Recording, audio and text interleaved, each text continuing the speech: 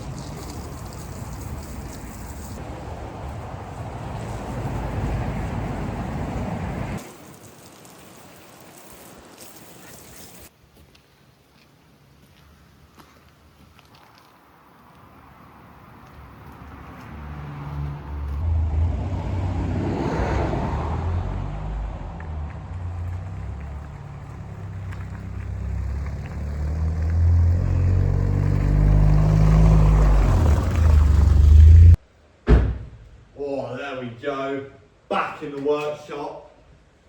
Now we know that it runs fine, it drives good, with a few minor things that I've noticed. One being the doors don't really close properly, and I think some of the electronics on the car aren't quite there yet. But now we've got it cleaned, now we know it drives good, we can finally move on to finding out what it needs to get it road legal and to get it to pass an MOT.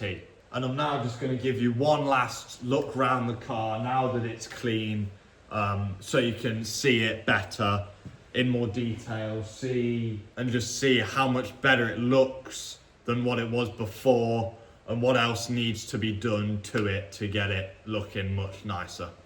As you can see, the paint on these side panels is actually looking much nicer, and the overall colour of it just pops out a lot more. It's a lot more of a brighter red than it was before. However, as you can see, we still got a lot of faded paint that will need to be polished up and restored properly, as well as the dents in the car and quite a few major rust spots, as you can see around the car.